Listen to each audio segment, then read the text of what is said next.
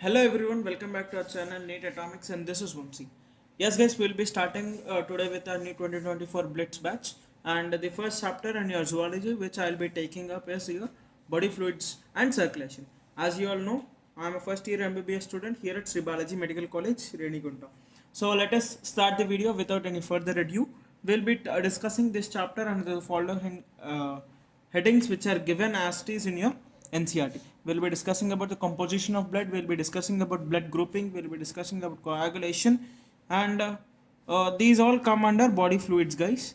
After that, we'll be discussing about circulatory pathways, human heart, cardiac cycle, ECG, double circulation, regulation, and disorders of related to the circulatory system. So these are the things, these are the subheadings we will be discussing our video today, guys. Yes, let us start with composition of blood first. This will be a rapid revision type. You just listen. So composition of blood.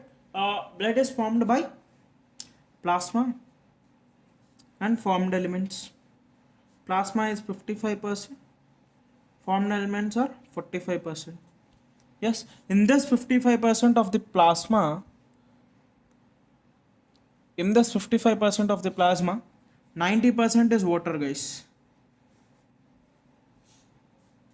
90% of the plasma is made up of water. Remaining 10% is made up of the solids like inorganic salts and organic salts, those all. Okay. Next one. What are the formed elements? As you all know very well, that formed elements include RBCs, WBCs, and platelets. Yes, these are the things which are included in formed elements.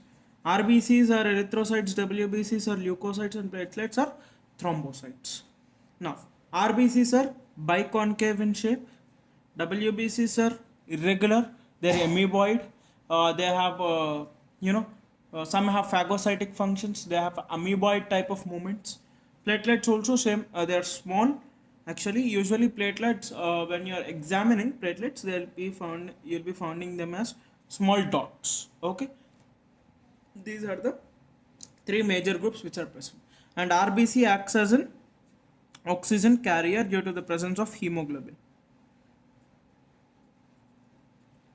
Okay, yes, due to the presence of hemoglobin. What is the normal values of RBCs in males? Yes, in males it is. Let me check what is given in your NCRT. Yes, it is not differentiated, but it is given that in adults, it is 5 to 5.5 million per cubic meter. Sorry, per cubic millimeter. Okay, that is your normal value of RBC, guys. And what is the value of hemoglobin?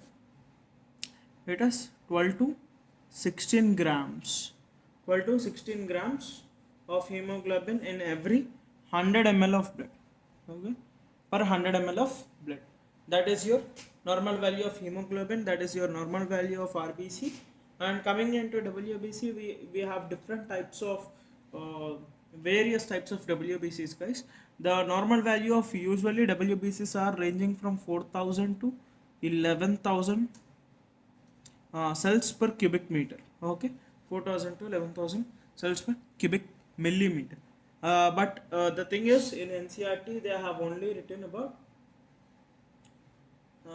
6,000 to 8,000. The original value when you come to MBBS is thought as 4,000 to 11,000. Usually NEET these values are not asked. Don't worry, these are not asked in NEET. Just remember those. That's it. Okay, we have various types of WBCs like neutrophils, eosinophils, basophils, monocytes, lymphocytes, etc. You all read them. This is a revision, rapid revision, so I'll not be telling all those. Now, coming into platelets, these are small dots which appear. After that, the main thing you have to learn is which cells resist allergic infections. Allergy. When I told about allergy, you have to get into your mind that eosinophils. Eosinophils are the ones which fight for allergic reactions or allergic infections. So this is the composition of blood, guys. We have done with composition. Now let us move on with blood grouping. What is blood grouping first of all? So why do we do blood grouping? See, let us say there is a person who want to give his blood or donate his blood. For that, you have to understand what blood group does he belong to. Okay, so how do you do that blood grouping? And also we have RH incompatibility, that is erythroblastus fetalis, which you will be learning in your +2. So that also, in that condition also you require to find out whether that condition occurs or not, also you require blood grouping. We have various methods for blood grouping, but the commonly accepted method or the common method that we follow these days is your ABO blood grouping and RH blood grouping. There are many other various systems of blood grouping, but we usually follow ABO and RH systems of blood grouping. Okay, these are the blood grouping systems that we are following. Now, these two are based on gene inheritance only. You can find out like if you know the blood group of father, if you know the blood group of mother, you can find out the blood group of the children also. Okay, these are based on antigen antibody interactions. That's it. Whether if you have learnt about ELISA or no, I don't know. That is also an antigen antibody interaction based immunosorbent assay. That is the thing. Okay, let us now talk about the ABO. There are three genes that regulate your blood group, the type of blood group that you get. Those three are IA, IB, IO, or you also write it as small I. These are the three things that determine your blood group. These are the three genes that determine your blood group. And this ABO blood grouping is based on, as I said, antigen antibody interaction. Now, where this antigen is present actually? This antigen is present on the surface of the RBC. If your RBC is like this, okay, if it is A, it is present like this. If it is B, it is like this. And if it is O, there is no antigen. A, B, O. No antigen is present in O. Okay, no antigen is present in O. Now, these are the antigens which are present on RBCs.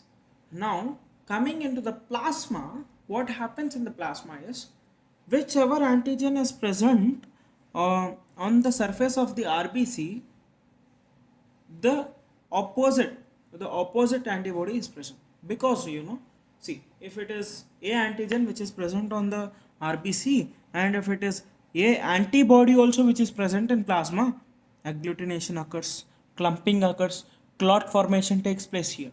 So in order to avoid that, we have a system of, if it is A antigen which is present on the surface of RBC, you will be having a B antibody in the plasma. Okay, plasma, you will be having B antibody.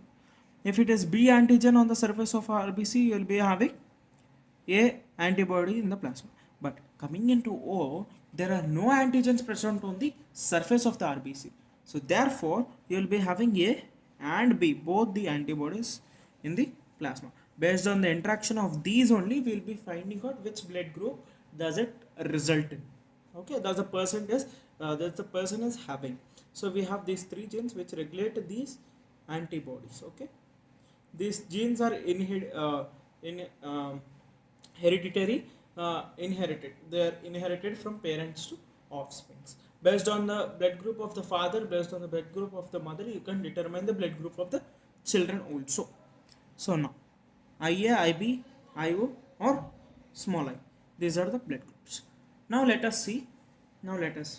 Actually, these are all are dominant only. Okay, these two are dominant. A and B, IA, IB are dominant blood group, guys.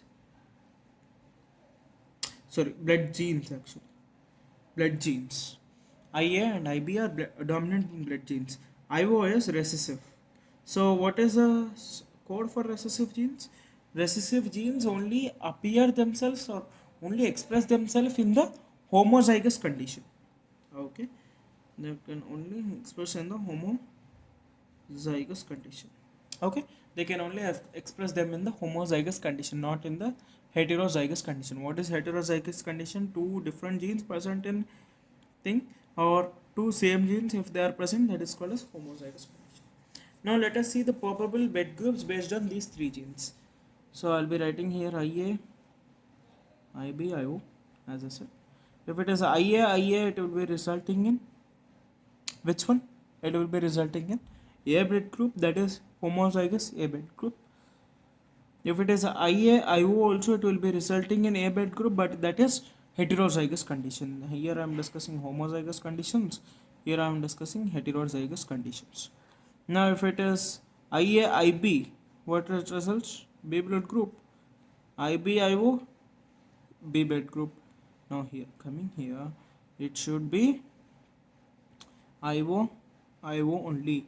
O blood group is only present when it is IO condition. There is no heterozygous condition for this. Okay, these are the possible blood groups. Now coming into RH system. Why this has been named RH? RH in short, it means rhesus. Rhesus is a species of monkeys. It is a species of monkeys where this system was first found. Okay, that is the meaning of RH system.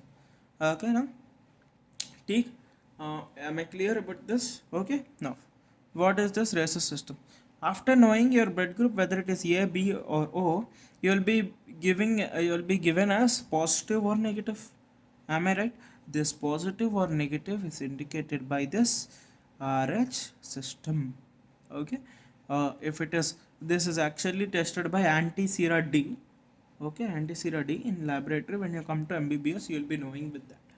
Now, if it is positive, it means RH positive. If it is negative, it means RH negative. Okay, these RH antibodies does not occur naturally. They are not occurring naturally. They don't occur naturally. They are only coming from outside. They only come artificially, either by any blood transfusion in emergency conditions, or or any some blood leakages during the growth of the fetus, erythroblastus fetalis. These are not naturally occurring antibodies in the body. They come from outside. Okay, that is your RH system. Based on this, you have many clinicals you will be coming to knowing in your +2 also. Okay, now we have completed a bit blood grouping. Coming into coagulation. See, what is coagulation? Coagulation, in short, I am telling guys. See, if you have any cut, like if I have a cut here, this cut does not persist completely and it does not bleed. Okay, it does not bleed for whole rest of my life. If it bleeds for another 2 days only, I'll be short of blood and I'll be dead. So it won't bleed like that. So in order to prevent the bleeding of blood, we have a mechanism called as clotting mechanism or coagulation mechanism. See, coagulation is different from agglutination and clumping. Agglutination is somewhat which is performed outside the body. Coagulation which occurs through the body mechanisms. Now, no need to go that deep, but what is coagulation means? If you have a cut or an injury, the bleeding is stopped by this coagulative mechanism. In this coagulation, what things help in the coagulation? Platelets are the ones which help in coagulation, guys. Platelets are the ones which help in coagulation. What happens in this coagulation? Actually, when you have a cut, okay, when you have a cut, you have plasma proteins like fibrinogen. Yeah, am I right? Fibrinogen, prothrombin, prothrombin, fibrinogen, etc., etc. This prothrombin is what? It is inactive form. So prothrombin converts into, so when you have a cut, these are the things that happen. Prothrombin converts into thrombin, and this thrombin converts fibrinogen into fibrin threads. Clear? These fibrin threads make a meshwork around this cut area. This is called as primary clot or temporary clot or platelet plug formation. These platelets, what they do is these fibrin threads, what they do is they form a mesh like thing. Now in this mesh like thing, the nearby flowing, there is a circulatory system, no, the nearby flowing blood cells, platelets, WBCs, RBCs, everything get trapped in this meshwork, and they form an what? They form an temporary plug. Okay, temporary clot, and everything gets trapped and they get dried and they form a permanent clot. This is how coagulation occurs, guys. Okay, this based like this what you call blood grouping is agglutination, and this is clotting or coagulation. This is the coagulation mechanism, this is the blood grouping, and this is the composition of blood. Until here, if you have any doubts, please post it in the comment section. I'll be responding to them definitely. Now let us move on to the circulatory pathways. Various circulatory pathways. Okay, this is it. Coming into our fourth topic, that is circulatory pathways. Generally, what we see is we have two types of pathways in occurrence, that is open circulation and closed circulation. Open, as it suggests, it is flowing through the body cavities. Okay, it flows through the body cavities. There are no capillaries. Only usually in our circulatory system we will be having arteries, arterioles, after that capillaries, after that veins, after that venules, veins, and big veins. So we'll be having like this. Here we don't have capillaries in the open type of circulation. What happens is this blood from the arteries, it is left or it is sent into the body cavities, and from there the deoxygenated blood enters into the veins. Okay, there are no these connecting channels called as capillaries, which are minute. For example, if you take cockroach, it is having 13 chambered heart, but it is following open circulatory system, and the blood flows on through the ostia. This we no need to, okay, we are not at all concerned about cockroach now. Previously it was a very important question, guys, for NEET, very important topic. At least one question was asked from cockroach, but now it is removed, so no need to bother about the cockroach, but read what is there in this body fluids and circulation, that is enough. Okay, now through the blood flows through the body cavities, absence of capillaries. Closed system is right opposite of this. What is that? It is flows through capillaries. Blood flows through capillaries. Okay, guys, what happens is we have connecting channels called as capillaries. These go into every nook and corner of the body. These supply oxygenated blood and they bring back deoxygenated blood. These are the circulatory pathways which we see in common. Now you people, what you have to read is about the hearts. Let me just tell about the hearts also. Fishes have two chambered heart, guys. That is one atria and one ventricle. The oxygenated blood and deoxygenated blood are mixed in fishes. That is why it is called as venous heart. Remember this name, venous heart. Okay, that is in fishes. All amphibians except crocodiles have three chambered heart. That is, you have two atria and one ventricle. In this, partial mixing of blood takes place, guys. Okay, not partial mixing, it complete mixing of deoxygenated or oxygenated blood takes place. Okay, next one, you have in crocodile four chambered heart. It is not a complete four chambered heart, but you have, see, this is the, what is that, septum. Okay, it is the septum which is present in between the two ventricles, interventricular septum that you call it as. Okay, these are your atria. and this septum is not completely closed, it is open partially. So partial mixing of blood occurs in crocodiles.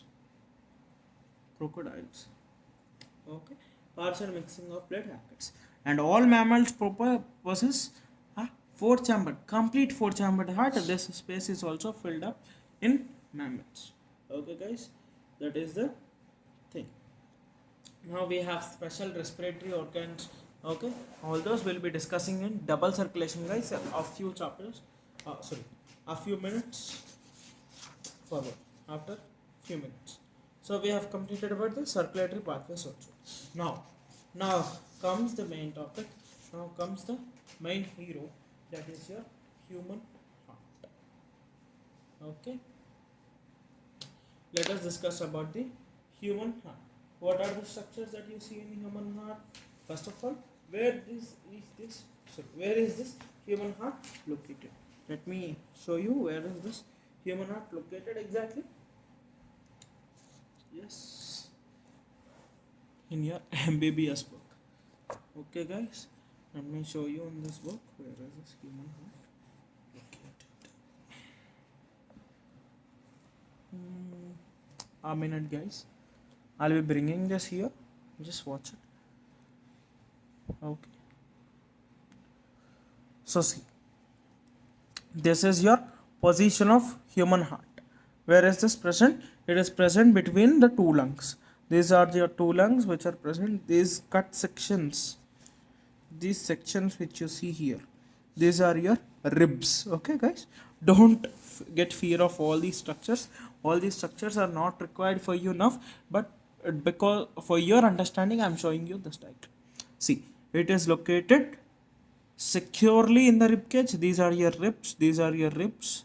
It is located securely in the ribs. Ribs cover two major viscera. What are they? One, lungs and the heart. Okay, it is secured inside the ribs, in between the two lungs, and a space called as mediastinum. In the space called as mediastinum. This is your mediastinum, where actually the heart is located, in between two lungs. And heart is not located centrally, but it is little tilted towards the left side, due to which your left lung is small in nature. This is your left lung guys, it is small. Due to this tilt, your heart is usually set, it is towards your left, and it is in the size of your clenched fist. This is called as clenched fist. In that size, heart is there. Now what are the boundaries of the heart? This is your, what are the main structures that you see in your heart? This down part is your apex of your heart. And what are the major veins that pass through the heart, that pass away from the heart, are your aorta. There are many. Let us go deeper. And this is I hope you understood the location of the heart. It is located in the mediastinum, secured by ribs in between two lungs, and it is tilted little towards the left side, due to which left lung is compressed. So this is your position of your heart guys. Now let me just check if I could provide you with some okay. I'll be showing you this diagram also. Actually this is an radiographic image. Okay, this is an radiographic image. These are your ribs guys. Actually these are your ribs. What are these? These are your ribs. Okay, and this place, see this, this white foggy thing which is present, that is your heart, and that place is called as your mediastinum. And this is the lateral view of that only. This is your mediastinum. Actually that name has got because of this presence of sternum anteriorly. Okay, this is your heart, this foggy white color foggy thing. And this is your angiogram. Okay, this is your angiogram. In the angiogram your heart looks like this. Okay guys, so now let us get back into our topic. Let us put this aside and let us get back into our topic. Heart is located where? I have told you the location of the heart. And this heart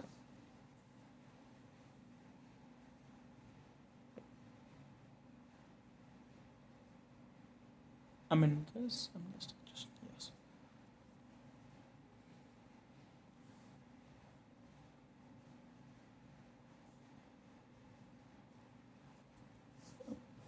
Let us this heart. This heart, it is also called as cardium, and it is covered by pericardium. Okay, heart is covered by pericardium. It is the outermost protective double layer, which is called as your pericardium. Okay, pericardium is the outermost protective layer, and it is usually the two layers. Okay, it is two layers. And in heart, as I said, our mammalian heart, we'll be discussing about human heart, guys. As I said, our mammalian heart is a four-chambered heart. What are the four chambers? Atrium and ventricles.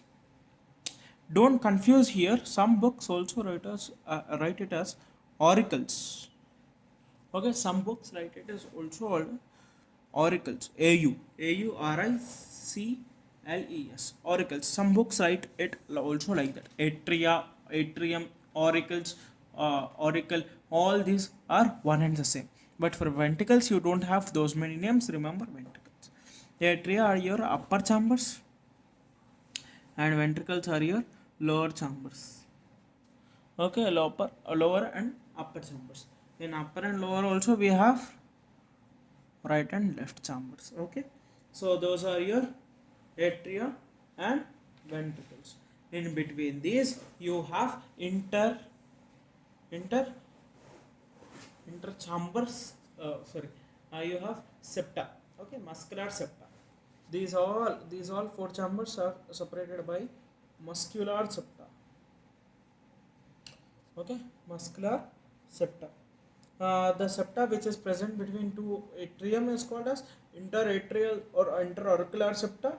The septa which is present between two ventricles is known as interventricular septa, and the septa which is present between atrium and ventricle is called as inter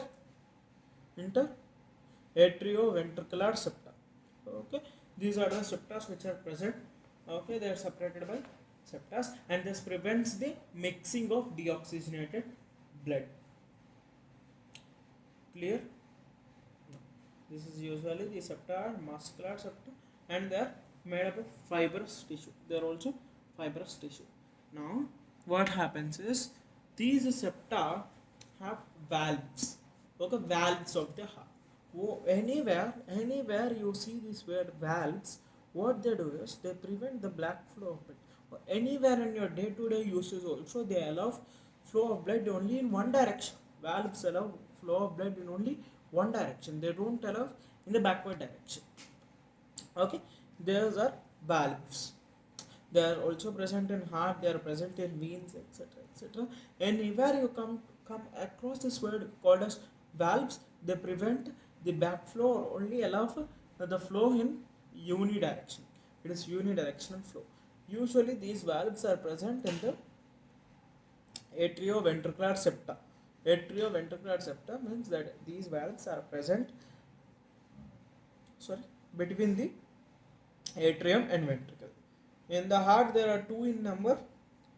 Okay, and in the aorta there is one, and in the pulmonary artery and veins there are two, one each in the heart. Let us talk in the heart first of all. We have left valve and right valve. Okay, left valve is also called as left valve is what is your bicuspid.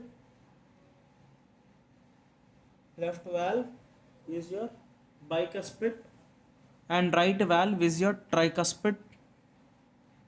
What are these cuspid? What are these cusp? Oh, I'll be telling you soon. Wait. This bicuspid is also called as mitral valve. Okay, guys, mitral valve.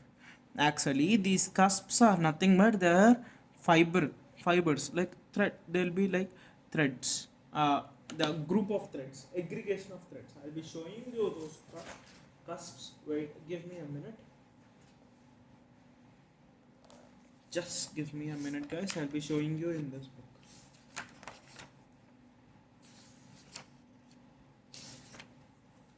Yeah.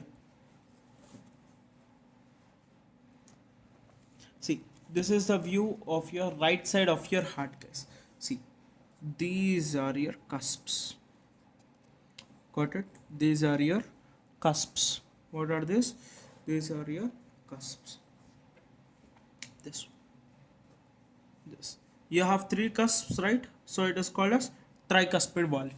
You have three cusps, tricuspid. If you have two cusps, it is bicuspid. See here. See here. This is your bicuspid valve, guys. You have two cusps, so that is why bicuspid valve. And these tendon-like projections which are present here are called as chordae tendineae. Chordae tendineae. What they do is they prevent the reverse opening of valves. See, let me just show you the action so that you remember. If these two are valves, for some time I show, they have to open. If this is like this, they have to open like this, but sometimes they open like this. So in order to prevent this opening, this chordae tendineae pull the valves. So that is why they are present. They are tendon like. Okay, they are tendon like. So those are your cuspids, tricuspid and bicuspid valve. Bicuspid valve is also called as mitral valve, which is located in your left side, on your left side. Okay, guys. Now coming into the valves which are present in your arteries and veins. Okay, in your vessels. The major vessels that pass from the heart to the body organs. Actually, blood enters the heart twice. That is why it is called as double circulation. One, it enters from the body parts to the heart. From there, it goes into lungs for purification. It again enters the heart and it reaches the body parts. So that is why it is called as double circulation. And the major vessels that leave the heart are your aorta. Okay, aorta. Usually veins carry deoxygenated blood and arteries carry oxygenated blood. But except in this case, it is true in every case. Pulmonary artery carries deoxygenated blood, whereas pulmonary vein carries oxygenated blood. Okay, this is a reverse condition where vein carry oxygenated and arteries carry deoxygenated blood, and these two are also the main veins that leave the heart. These are the structures that leave the heart. Okay, usually pulmonary veins that do not leave the heart, they enter the heart. These both leave the heart, and hence they have semilunar valves.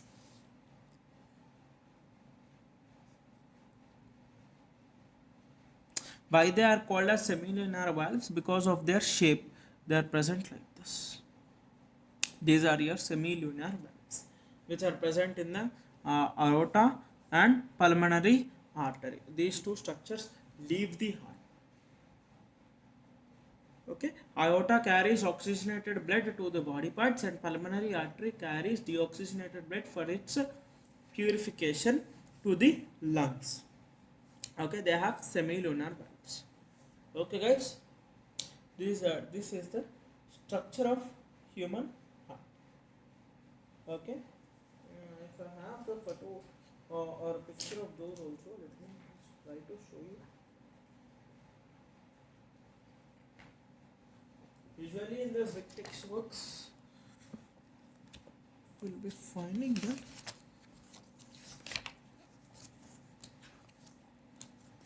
Don't get fear of all these diagrams, you will be learning.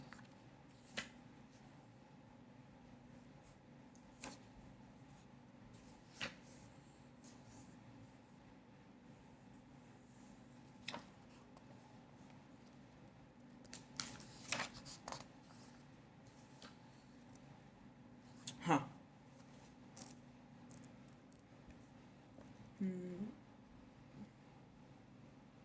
See this one. this this is how they look. These are semilunar valves only. Okay, these are semilunar valves. Actually what happens is these semilunar valves are usually 3 in number. Okay, these are 3 in number. See here also they are present. This is the opening state. In the opening state they are present like this, in the closed state they are present like this. These are your semilunar. So these are your semilunar valves guys, which are present in the aorta. This is your aortic valve. These are your aortic valve, and these are your pulmonary valves which are present in the aorta. They are called as aortic valves. Which are present in the pulmonary artery, they are called as pulmonary valves. Okay guys, so this is your tricuspid and bicuspid valves completed. So those are the valves which are present. Now coming into the electrical conducting system of heart. You have conducting system of heart. Usually heart is not generating its impulses like muscle impulses. These muscle impulses or nerve impulses are required for the contraction of the muscles. Heart is made up of which type of muscles? Cardiac muscles, and those are called as myocardium. They are present in the myocardium. And for this blood supply of the myocardium, you have a separate system or circulatory system called as coronary circulation. You totally have 3 circulations. I'll be telling you. Wait for a while. We have totally 3 circulations. In the double circulation topic, I'll be telling you those. Now coming into the electrical, usually heart generates its own nerve impulses, and that generator is called as pacemaker. Okay, pacemaker of the heart. Pacemaker of the heart is your SA node. In short, we call it as SAN. What are the what are the components of the conducting system of heart or electrical system of heart? Those are your SAN, AVN, Purkinje fibers, AV bundle or bundle of his. Okay, these are your conducting system of your heart. And SA node is your, what is that? Pacemaker. What is SA? Sinoatrial node. This is present on the, where it is present? This is present on the top, okay, top right corner of the right atrium. Okay, top right corner of the right atrium, and AV node is present on the bottom left corner of the right atrium. Okay, after that, see, here you have a nice diagram in your NCERT which is showing the heart. Okay, see, this is your aorta, this is your pulmonary artery, these are your pulmonary veins. See here, different color is different. Okay, color is different. For arteries, usually you draw red color, but here it is different because they carry deoxygenated blood. Now, coming into, this is your sinoatrial node, this is your atrioventricular node which is present. Okay, this generates nerve impulses, and these nerve impulses contract the right atrium. Okay, they contract the right atrium. When this right atrium contracts, these contractions results in the generation of nerve impulses in this atrioventricular node. Each and every component is capable of generating its own nerve impulses, guys. Okay, in the AV node, nerve impulses are generated, and these generated pass through the bundle of His, and bundle of His divides into your Purkinje fibers in order to supply to your left and right ventricles and left and right parts. This is your electrical conducting system of the heart.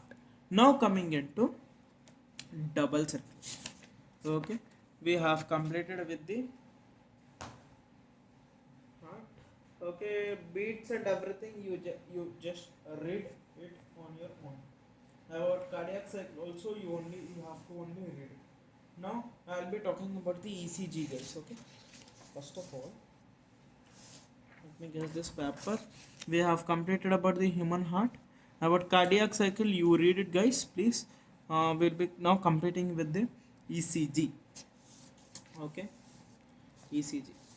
Yes, this ECG is very interesting topic, guys. Everyone will be drawing like this, right?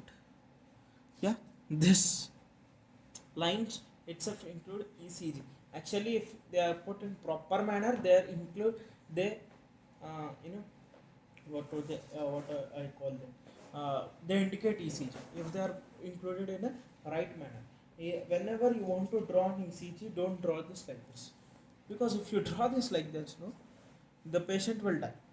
ECG is having some particular segments, some particular waves, and their significance. These are not just lines; they have significance. How does a ECG should look like? ECG should look like this.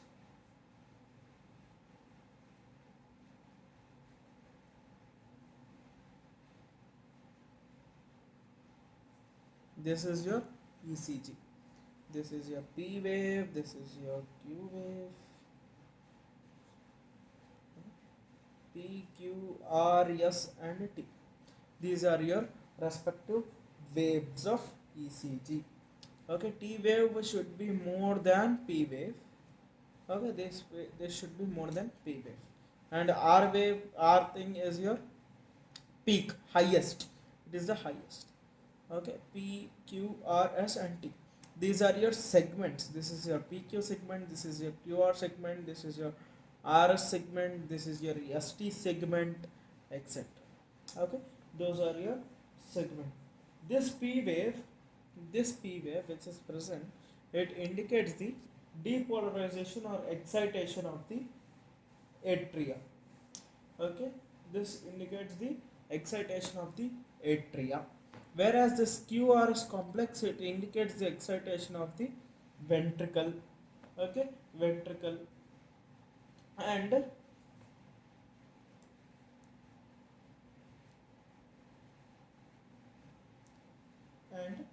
this contraction starts shortly after Q wave and marks the beginning of systole.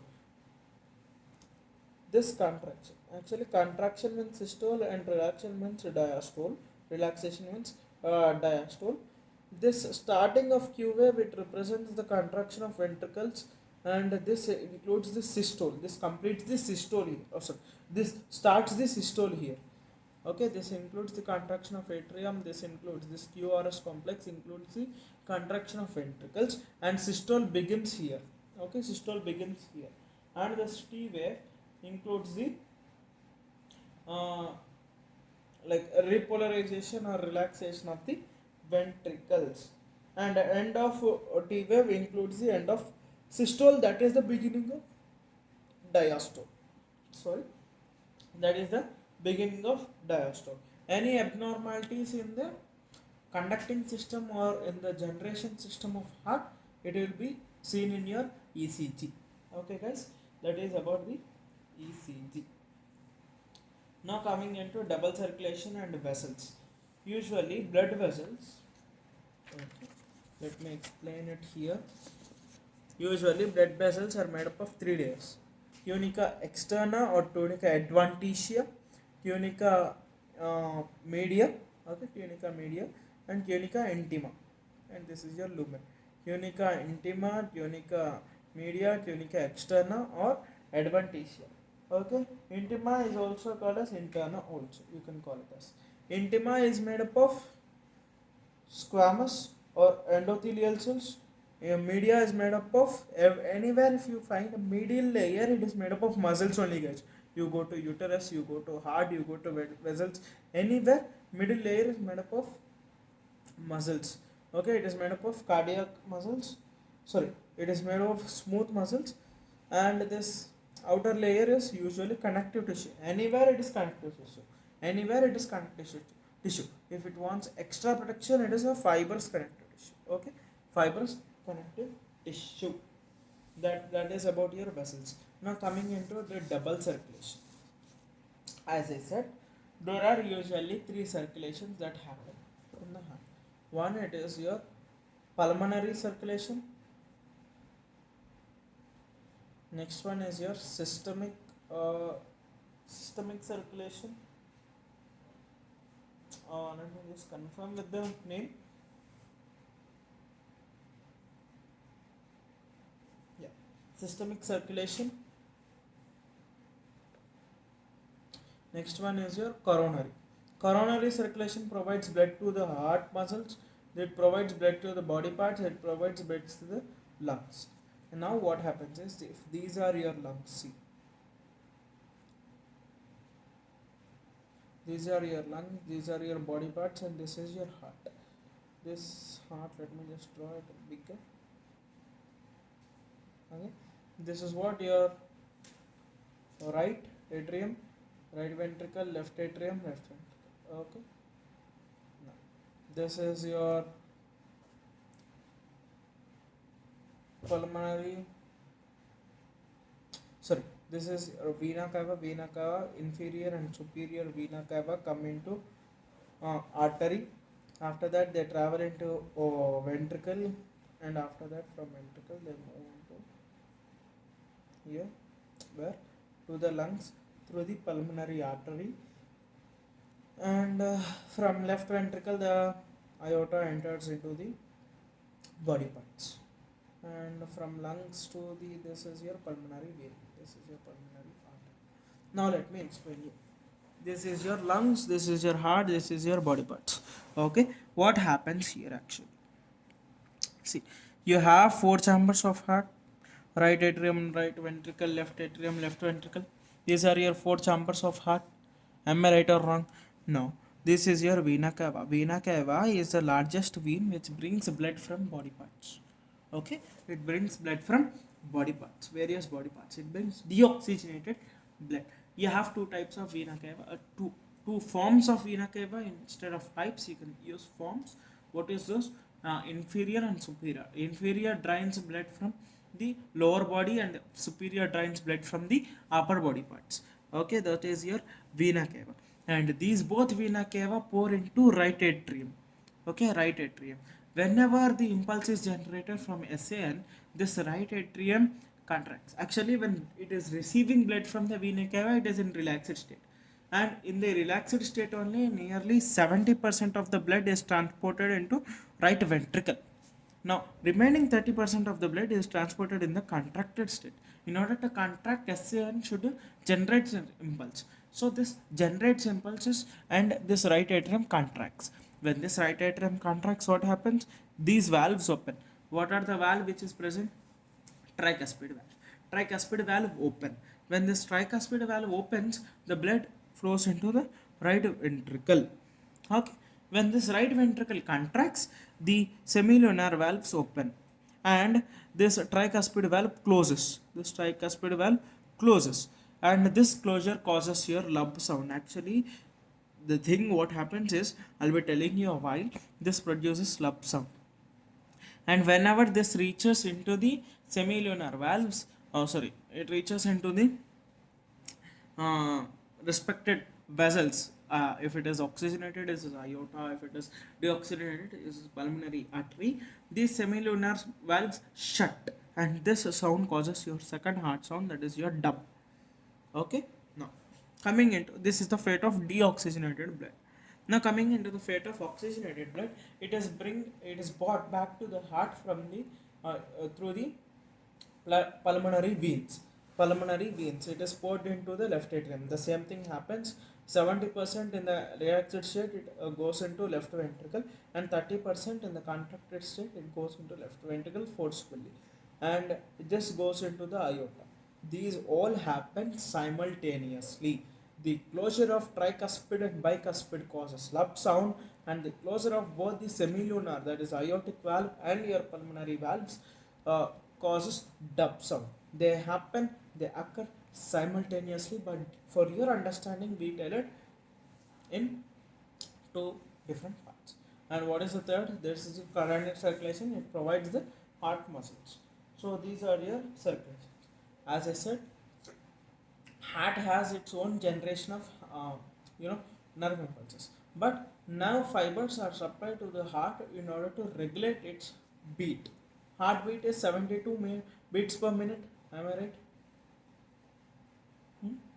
Pulse is what? Which is similar to the heartbeat. It is 72 beats per minute. Now, in order to regulate this, we have innervations of nerve fibers.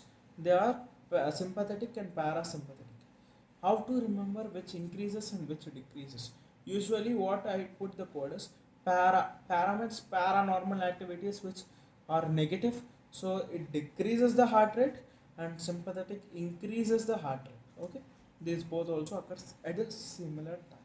If heart rate is increased much above, parasympathetic tries to decreases it, and if it is decreased much below, sympathetic rises the heartbeat to normal, and these two maintain an equilibrium, that is your 72 beats per minute.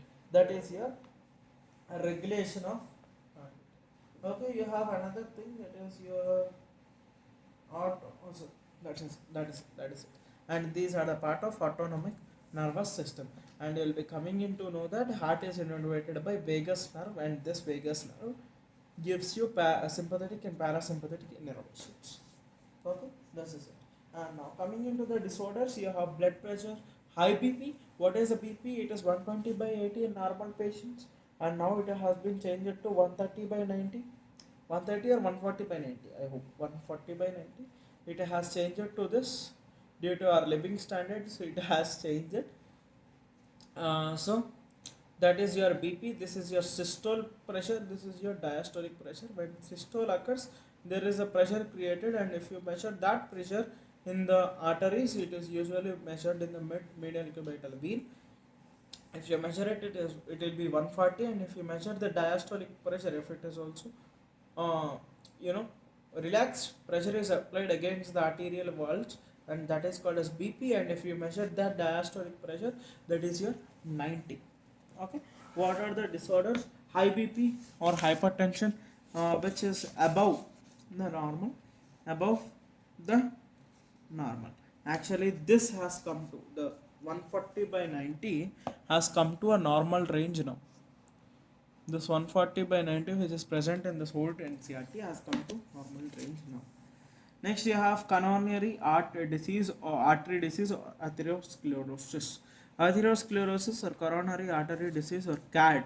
It simply means it is accumulation of fat in the coronary arteries, the arteries which take blood to the heart muscles. Due to this accumulation of fat, there is an obstruction of blood flow, and this results in atherosclerosis, and that usually that leads to ischemia of heart tissue. After that, you have angina pectoris. It is a symptom of acute chest pain, which when no enough of oxygen is supplied, and that is also a result of CAD only. After that, heart failure. It means heart failure is not about, it is not same as cardiac arrest. Okay, cardiac arrest is when the heart stops beating, but heart failure is something that it is something that when the state of heart is not pumping blood effectively. Okay, it is not pumping blood, that is your heart failure. Heart fails to pump the blood.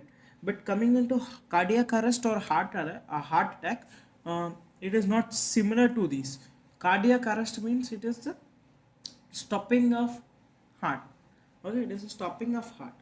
And heart attack is another thing which is different, when the heart muscle is suddenly damaged due to inadequate blood supply, and this heart attack is also heart attack, not cardiac arrest but heart attack. These are the three different words: heart attack, cardiac arrest, and heart failure.